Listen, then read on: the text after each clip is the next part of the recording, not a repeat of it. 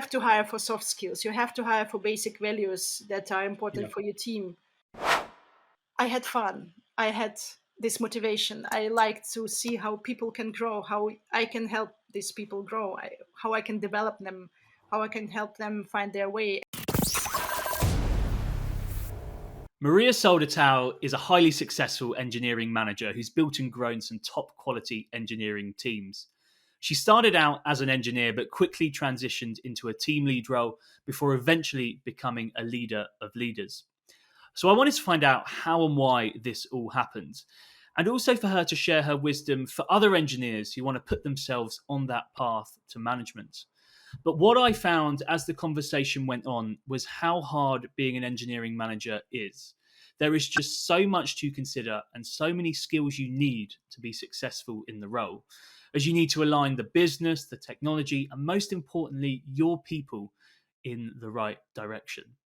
But Maria brilliantly explains these challenges and these solutions as we go on through the episode. And it was something that I thoroughly enjoyed learning more about. And I really hope you do too. So, without further ado, I'm Alex Boycey, and this is the Building Our World podcast. So, Maria, welcome to the show. Thanks so much for coming on. I wanted to start by winding back the clock really to when you were an engineer. So there's many people that will be a software engineer their whole life. They'll stay on the tools, go up staff, principal level, things like that. You didn't. You took the route to management and people management. So I wanted just to know, and if you could sort of share your journey from engineer to leader, how and why did that sort of new responsibility happen? So, first of all, thank you for the invitation. I'm happy to be here. And now back to a question. I think when I started this transition to team leader, I had already around 5 to 6 years of working experience as a software engineer. So I just wanted to have more responsibility, and it was perfect timing for me. 1 year after I joined the company, Interhoop, my current manager decided to go to another position to get promoted, and he decided to split the department into 3 teams, and he was looking for people who were ready to take this responsibility. So, and I was the one of these 3 people. I just raised my hand and said, I want to Yeah. have more, I want to do more. And that was my chance. I always wanted to take the next levels, just to try myself in the management, in the people management, because it's completely different to software development. As a software engineer, you can code, you can see what you're doing on the screen, and as a people leader, you're responsible for the people. You're responsible for so great and important thing that you can do a lot of things completely wrong. And I just always wanted to try myself. So did you think that if you'd stayed just as a senior engineer that you'd have got bored eventually? Yeah, maybe. I mean, as a senior engineer, you can take, of course, like more responsibility in the technical stuff, and also like in the team as a maybe like lead engineer or something like this. But in most of the companies, it's the last step. You don't have anything else besides of promotion to Mm. the manager. And in some moment, I think, at least for myself, speaking for myself, when I don't develop myself anymore, I get bored. Yeah. Yeah. Okay. So But when you put your hand up, so obviously, if you put your hand up and said, I want to be the engineering manager, um, they wouldn't have picked, they obviously picked you for a reason. You're not going to be rubbish at the job. So can you think back? Is there anything you did when you were an engineer, sort of an individual contributor, but you displayed the traits needed and the kind of desire needed to step into that management role? I don't know, for example, if you kind of picked up on a feature and ran with a project or did some mentoring, things like that. yeah, I did. I mean, first of all, I was good on what I'm doing. So I was good at software engineering. So that was, I think, the first step, but it's not the only step that you need. You need to have good communication skills. So one thing that I also did pretty good, I think, I took over the all communication with project manager, for example, or maybe with the quality manager or something like this. So it's also about like taking more responsibility on all levels that are included in the software development process. At that moment, we were working on waterfall model, so it was a bit Mm. different than now, for example, in the agile development. But it's always about how people can see you, how people in different positions can see you. So it's not only about your manager will see you what you can do, but it's also about like people in other departments, other software engineers, or maybe other team leaders. They can see you, they can see what you're doing, and the next moment when this position will be opened, like the next promotion will be opened, they will think, Yeah, oh, you see, Alex, for example, yeah. he's good, and maybe we can give him this chance. Yes, absolutely. Although I don't think I'll be a software engineering manager anytime soon. But no, I completely get that because, as from a recruiter's point of view, internal promotion to the lead role is kind of your ticket. Because if I get a lead role, if a company comes to me and says, we need an engineering lead, bloody hard to hire in the first place. But if I send a CV and they've got not even the words to kind of leader or management in their CV, it's just not going to work. So you do need that internal promotion to kind of get the ball rolling, and then once you have that, you really have a lot of options. Obviously, with yourself, you kind of progressed again within the company, which we will come to later. Um, so you've made that step to engineering manager. Um, you're managing the tech, now communicating with stakeholders, and obviously working and motivating your team as well. You're working with people. Um, how did you find this kind of transition? Because from I can way I can see it rather naively is an engineer. It's a bloody hard job, but the tech is the tech, and when you work through it, it's kind of done. You've got so much now when you're a manager. There's so much going on. You've got the business needs from above you. You've got the team below you, and you're kind of in the middle, juggling everything. Um, how did you find that transition? That sort of when you sort of first stepped into the role. I mean, it was really stressful, of course, because it was my first experience as a manager at all. So it was also all around like to get to know your team, but not like colleagues. And that was also, of course, the good point that I already had. I was a part of my team before I joined as a team leader. So I knew already my colleagues, but I knew them like my colleagues and not in the position, the manager and the team members. And people, when they're talking to a team leader, they're sometimes more openly to them, and if you build this trust, you will get to know these people from completely different sides of you, and not like colleagues anymore. So that was the first big task that I had to do. I had to get to know my team as a manager, and then of course all these satisfying tasks like performance reviews, salaries, promotions, stuff like this. It was also like the first time when I was doing this, so it was Mm, a lot to learn, a lot to get used to. And the second one was, of course, this like manager things to do, and that the thing that you're saying, this famous sandwich manager between your team and mm, and your manager above, management above. So you have to support your team, you have to stand behind them, you no yeah, matter what. And sometimes it means also like to go to the manager bath and say we won't get something in time, and try to find a possible solution and not to let your team down. yeah. So it I was think kind of compromise. yeah. I think that's so hard. I mean, back in the day when I was kind of a middle manager, you almost every day kind of it's hard to not kind of pick allegiances with are you on your team side, are you kind of standing Exactly. up for them and rallying for them, or are you on the business's side, and ultimately you've got to be on everyone's side and make it work somehow. um, but it's so hard. But I think it's the what helped me, I don't know if this helped you, is the transparency. So if something Mhm. comes from above, there's a change, it's got to make sense to the people below you. You can't just make someone do something and Exactly.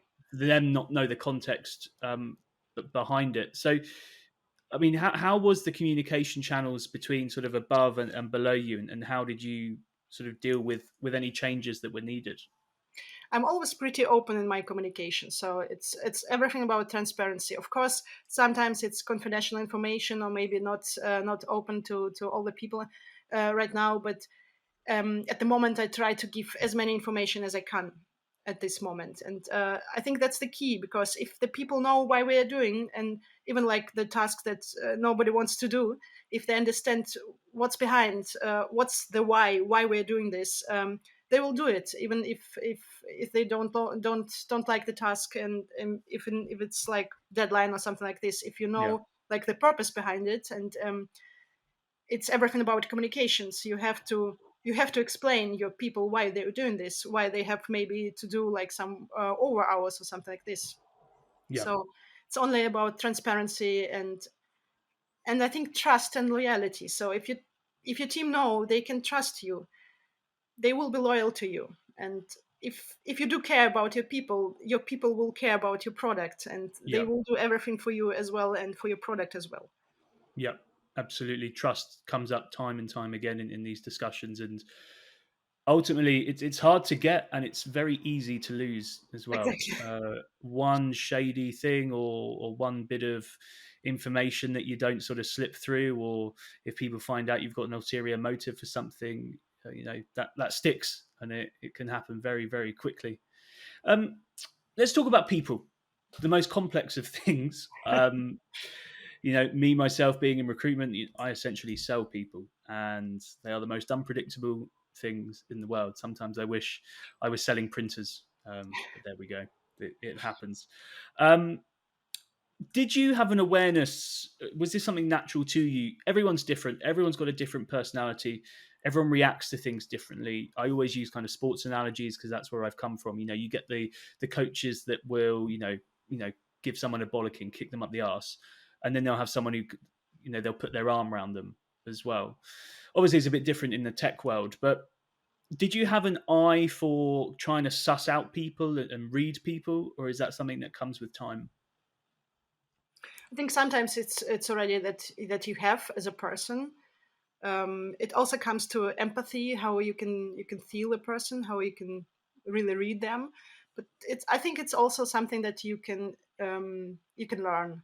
It will take some time, but if you try to listen to the people, and not only to speak, then it's easier to learn also like how to read them, how to read Mm, like non-verbal communication.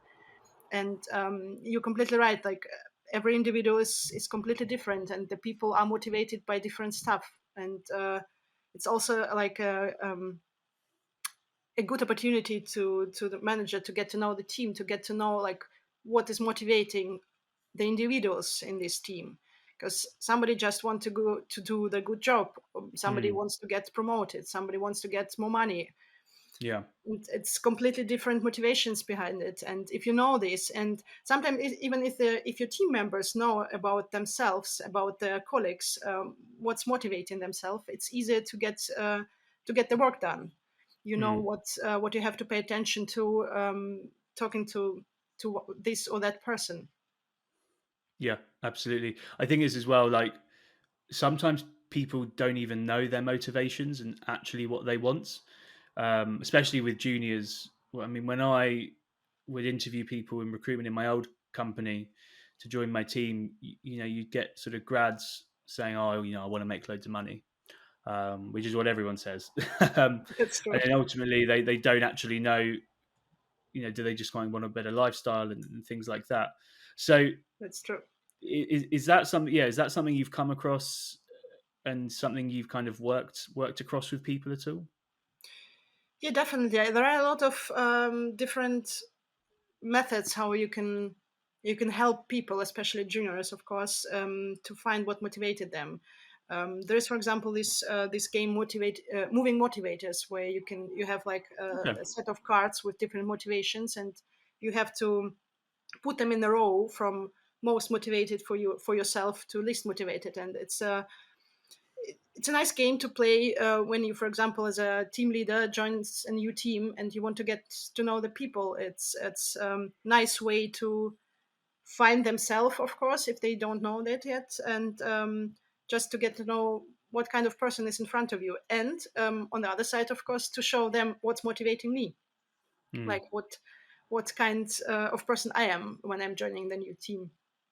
Yeah, I think it's quite hard to be when you're a leader and you're open with your team. I think it can be quite difficult because maybe for new managers to show vulnerability is actually so valuable, but hard to do because you want to be seen as this person that can kind of deal with anything and have the answers to all the questions. But being open with your team about your motivations and your vulnerabilities, I think, can really go a long way.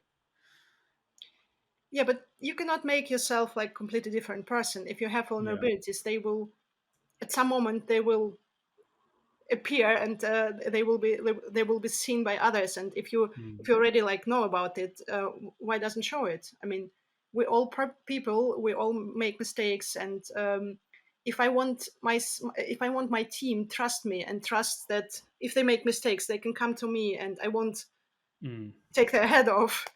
Yeah.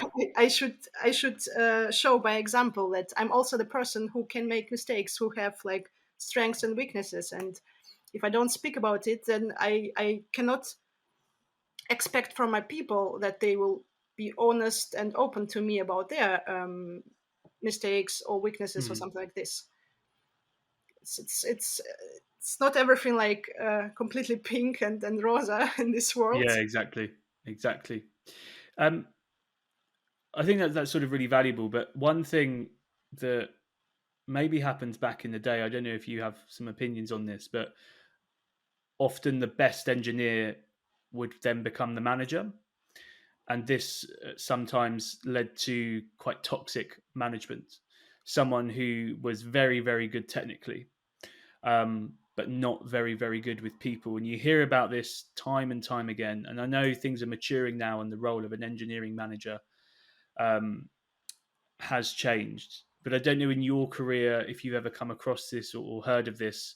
Um, and how damaging can it be if someone who is very, very good at coding um, and then moves into management and is just not the right fit?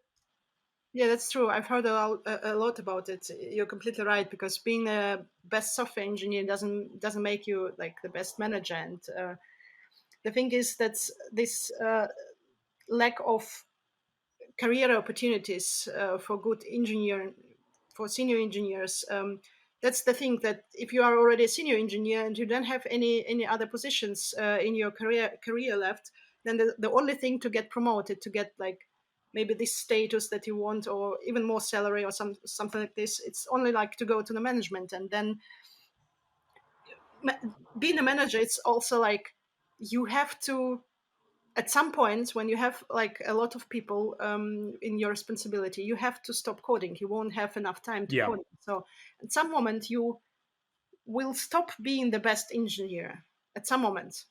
And y- you're not allowed to miss these moments, because being the best software engineer, it's like you can say what you think, you can say what solution will be the best, but at some moment when you have like 40 hours a week doing a manager stuff, you're not like the best software engineer anymore. And yeah, being trapped in these thoughts and these ideas can damage your team yeah. completely. The amount of times I speak to someone who um, has gone into like a lead role, but kind of like just drifted into it and slowly picked up more responsibilities, and all of a sudden they are kind of the HR chats, recruiting kind of all week, and they want to slip back into the code, and they realize it's definitely not for everyone. How did it look when you first transitioned, like the split between coding and management? I mean, I imagine you don't really code now at all, but what was it like at first? Like my first team was around 6 people, so I still have like time to code by myself. And I liked it. I like coding. I actually I didn't want to miss it that much, but now I have like 4 teams and I definitely don't have any time to code anymore. And I'm still trying to do something like besides the work, or maybe as a in the summer vacation when I have a bit more time at work. still try to do something like small fixes or small coding, but I'm not the best software engineer anymore, like years and years already, being in the management position. So Mm. you're right. Sometimes it's if you try to build your team, for example, if your department grows, it's like most of your time it's about recruiting, HR talks, interviews, stuff like this. If you are in these 2 moments in the year where you have like performance reviews, it's everything about performance reviews. Yeah. And of course, I miss it. I miss coding, definitely. Mm. I'm still a techie in my heart. Yeah. Do you think do you miss coding because there's a certain element of control over coding? If you do X, Y, you'll get Z. Is that something that do you think you miss or people miss that drift into that kind of management role? I cannot talk about everybody, but at least for myself, it's not about having control. It's more about you see the results almost right away. Yeah. Because I think I think that being manager, it's not a sprint. It's like it's a marathon. You have to. Sometimes you just have to wait to see the results. Sometimes you will see them like days or months or even years after you start. And the most important thing, don't lose the motivation on this way, because when you're coding, when you're just like a software engineer, of course it can also like takes hours, days, weeks till you see the results, or maybe till you see like good results, but it's still, I think, a bit quicker that you see results, Yeah. other than being a manager. And that this advice, basically, don't lose the motivation. I think it's like the greatest advice that I can give, because seeing then how people grow and how people can develop themselves, it's the greatest gift and award ever Mm. that I got in these years. Amazing. Yeah. Okay. Uh, I wanted to move on and talk a bit about recruiting as well. That's something kind of we both do and both sort of into. It takes up so much time, hiring managers' time, engineering managers' time. What do you think is the best way to assess a software engineer's skill and essentially try to hire them? I think hiring for soft skills is essential, because on some moment, I mean, of course, if you talk completely about juniors, they won't have any experience, maybe some working experience as a working student, but that's everything. And then when you talk about core engineers or senior engineers, they have a lot of experience in different kinds of technologies, in different kinds of frameworks. And even if your company uses another framework or another language, it's just matter of time if a good engineer will learn this framework or this Yeah. technology. But soft skills, it's very difficult to learn, and it can be like really damaging to your team if you hire somebody who is not a perfect fit for your team, and then your team just stop working because Yeah. of bad hiring. And I think for myself, it was a learning in these years that you have to hire for soft skills. You have to hire for basic values that are important Yeah. for your team, for your department. It can Okay. be different values. It depends, of course, on the company and on the culture. But it's everything about like team matching. Yeah. So for me, for example, was a also like a good thing that we've done, make a team meeting after the complete interview, so the team can get to know the candidate and the candidate can get to know the team. And both sides have a veto right after it, so the team can say, even if the completely like process was successful, the team can say we don't want to work with him or her. Okay. And Interesting. it was really cool. And they really like did few times that they use this right to say we don't want it. We try to make another fit, maybe in another team, and sometimes it works, sometimes it doesn't. But at the end, I will work with this person maybe like few hours a week in Yeah. some kinds of meetings, and my team will work with this person 40 hours a week. And Yeah. I'm the one who choose this person. So that's kind of conflict in this idea. So at the end, the team has to work with him. So at the end, the team has the final decision to make. Yeah. That's I think as well for a team, it kind of to have that kind of say and responsibility as well, I think can really give your team a boost to show that their opinion is truly valued. Um, Especially if it's like a junior engineer as well. So if an engineer comes in for interview and they're talking with you, it's not a technical interview. You say you're looking at soft skills. Um, Harder to measure than hard coding skills, no doubt about that. So, what are you looking for in those interviews? And is there anything you're kind of scoring candidates on?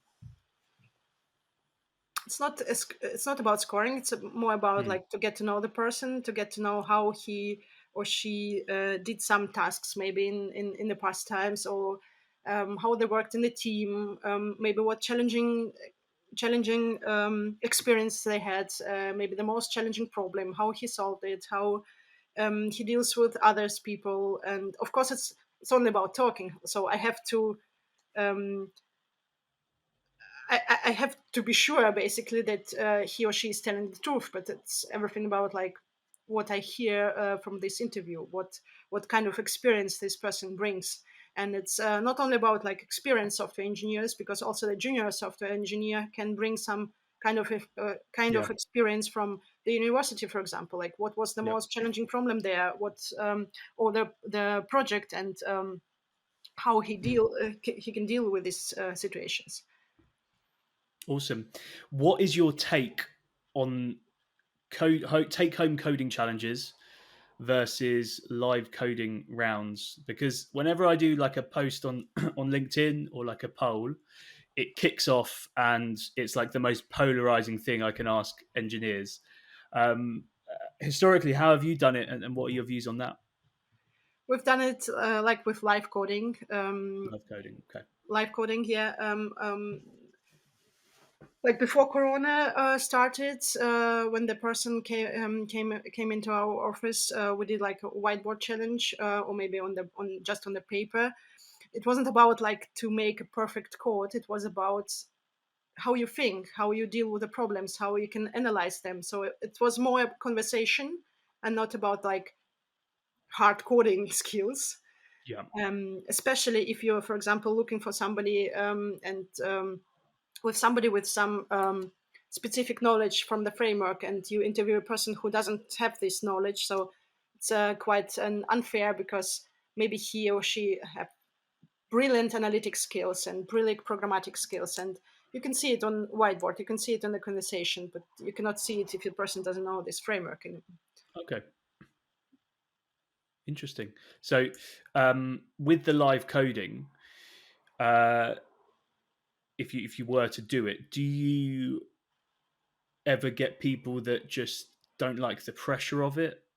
Is that ever something that comes up? Because one thing that people say, and I don't really have an opinion on this because I don't really know, but like if we even talk about like gender sort of imbalance, that a male will prefer a live coding as a female, generally speaking, would prefer take home.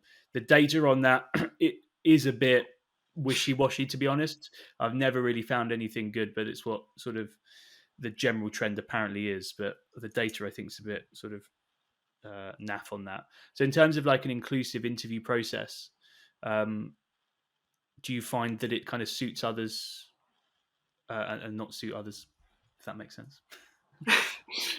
I mean, of course, it's like stress situation for a Yeah. person, definitely. But it's also a good opportunity for me as a manager to see how this person deal in these stressful situations, because Mm. you will have like stressful situations, of course, at work. And um, I had a good example of a not good interview when the person who was doing this interview uh, was so under stress that he just threw the pen completely through the whole room. So it's not like the way Yeah. that I want to to be treated also in the work situations. Yeah. It's also a good way to see it. And of course, if a person is nervous, maybe he will take like a bit more time to get to know to solve the problem. But it's okay. We know like it's a stressful situation, so it's normal situation for us in the interview, of course, that we can see that the person is nervous, and we can try to make like small talk, or maybe Yeah. to make some laugh or something like this, that to make just the situation a bit relaxing. Yeah. Yeah, I mean, from myself, from like a recruiting point of view, I would always choose live coding because it's quicker, the feedback's instant. I know candidates can kind of get it, especially if it's pair programming. You can get an insight very quickly into how this company works, their code base, That's true. things like that. So I do think it's really, really valuable. Obviously, the only thing is that kind of pressure thing, but if you deal with that right and work with the candidate, I think that can be sort of bypassed in a way. Yeah. Um, so one thing I did want to talk about as well is we talked a lot about the transition from engineer to leader, but now you are a leader of leaders, and that's something that's not really talked about much. Um, so same, I suppose, as the first question: how and why did that initial promotion happen, and how different is that to just be leading one team? It wasn't like official promotion in this case. It was just about I had four teams, and I was I needed help. I needed support Mm. because it was just too many people. So last year we decided that one developer from my team will get this opportunity, and we started like personal development on this of this engineer, first the lead engineer, like for him to get more responsibility from this team. And it's a completely different level, of course, because you're not talking in your one-to-ones, for example, you're not talking about for example technical problems anymore, sometimes of course, but it's more about team development, or more about like team problems, personal development, and also like to find this guy to help this guy find his own way of leading. Because the only thing that I can give, it's my experience, my personal experience. It's not like it won't fit everybody. Yeah, So it's like for me was the task to help him find his way. It's yeah, actually everything in management, everything in people development. It's more like help them to find the way how yeah. to improve themselves. Yeah. Well, when you get to that point, it's almost like the emotional support as well, Yeah, because especially someone's new in a lead role, they've got all this new stuff they're dealing with, all these new responsibilities, and it's really, really hard. yeah. I think it's everything about emotion. It's not about like leading the manager, leading the new team in this role, but it's also like leading the people. Because when you start, when I go in my one-to-ones, the question that I would ask, it's like, what's in your head? What bothers Mm. you at this moment? It's not only about work. It can be work. It can be like this engineer just works on some cool problem and he just wants to share his thoughts. But sometimes it's about personal, and that's the thing, because on in the office or online, you are like the person with your personal situation, with your life back home, with Yeah. your problems back home. And it's a lot of time that you spend in your head with these questions, with these problems. So the question is, when you go to your one-to-one with your manager, and he will ask you what's up in your head. It can be also Mm. like personal situations, and it's also like the way you can build trust with your team, and it's everything about the trust. It's like my main key point. It's all everything about the trust. If you build the trust with your team, you will be successful as a manager. And Yep. Absolutely. it's everything about like being open as well. So you cannot expect your engineers being open to you, to yourself, and you won't open back to them. It Mm. doesn't work. Yeah. Absolutely. Yeah. Building that trust, then it allows your people you're managing to open up to you. You get more context on why they're doing things in a certain way. and then you can really kind of push on with their sort of personal development as well. Yes. So, one thing I did want to cover before we finish is just really about yourself. Uh, Obviously, very smart, very motivated, and have had a successful career, which I'm sure with much, much more to come. So, where do you think this drive and intellect has come from to achieve what you've done in recent years? I mean, first of all, it comes from the family. I had strong women in my family. My grandmother and my mother, they're pretty strong personalities, and I think I got used to it even in my childhood. Being a child, I Mm. already saw like the good examples of strong women. Yep. And then when I started like being a manager, when I started this career step for myself, I had fun. I had this motivation. I like to see how people can grow, how I can help these people grow, how I can develop them, how I can help them find their way. And it's, as I said before, it's not about like software engineering. It's Mm. about like completely life for the person. So you have a big responsibility in your head. Um, you're responsible for people's life at the best Yeah. the best case, and you can help a lot, you can ruin a lot, and it's this greatest feeling at the end when you see what you achieved. And Yeah. I saw it last week when I had my last day at this company, and I got a lot of warm words from my people, of course, and a lot of them were about something like this: thank you for the chance you gave me, thank you that you believed in me, and it's Mm. why I'm doing this. It's like Yeah. to help people to be better, to get better, and to learn, of course, for myself, to learn something from these people, because everyone can get better, and I can learn a lot from my people. Yeah. Everyone is the best. Yeah, it's unbelievably rewarding. What I found maybe is like I've got older, um, all the kind of professional, personal milestones are great, money, all that sort of stuff. But the best feelings I get is people related. Is when Exactly.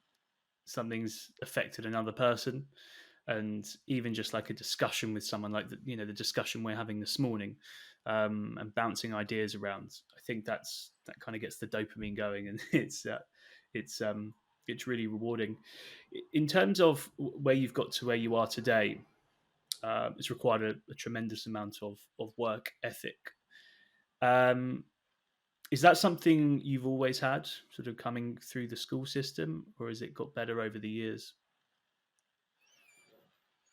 I mean, of course, starting something new, it's more challenging than after it, because you have to learn like new stuff. Mm, But it's all about hard work as well. Of course, yeah, you have you have to give a lot into the work when you are a manager, because you have to be yeah, there like completely 100% and even more. And it's not about like over hours. You don't have to do over hours continuously, constantly. It's not about this, but you have to give yourself like a person into this job, and yeah. it's not a job anymore. If you build this trust, it's like a family for you. Mm. So now when I'm leaving this company, I'm leaving part of my family here. So it's everything about these people. Yeah, yeah. It's definitely not about the hours. That's one thing I've learned. It's the intention behind your actions. Exactly. That's what really counts. Um, and yeah, work ethic comes into it, and sometimes you're going to have to work longer and things like that. But you've managed so many people now. Work ethic, is it something that's innate and natural in people, or do you think it can be learned? I mean, I've got a view on this, but I'd love to hear your thoughts on that. I think there are some basic values that you cannot learn, but Hmm. everything about it, everything like how to to be part of the team, how to deal with some kind of culture when you start on a new place.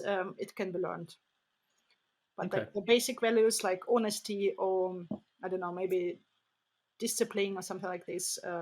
It's either you have it or you don't have it. Yeah, I agree. I do agree with that.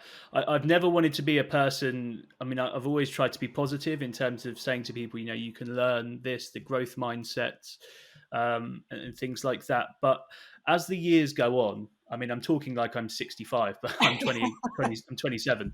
Um, I've seen people that have all the information in the world at their fingertips. I mean, with the internet now, but just that drive and that initial kind of intense push, some people just don't have it. And it's something that, yeah, I do think genetics or something like that. You see, I hear when people have kids, you know, their personalities are so different, sort of straight out the box. You know, the nature nurture thing is actually mostly nature. So that's why hiring as well is so hard, because you need to get that right during the interview process. Because yeah, once someone's in, it's hard to teach that, if not That's true. impossible. But what about the future for you? How do you see the rest of your career panning out? Do you have any goals in mind? I mean, I start a new position tomorrow, so the 1st of July. Yeah. It's my new job. So like the short goal, of course, is like to get into it, to learn new Mm, stuff, to learn my new teams, to learn my new company, and I will move in the next couple of weeks. It's also like challenging, and it's also a goal for myself, of course. And maybe I was thinking like to go like kind of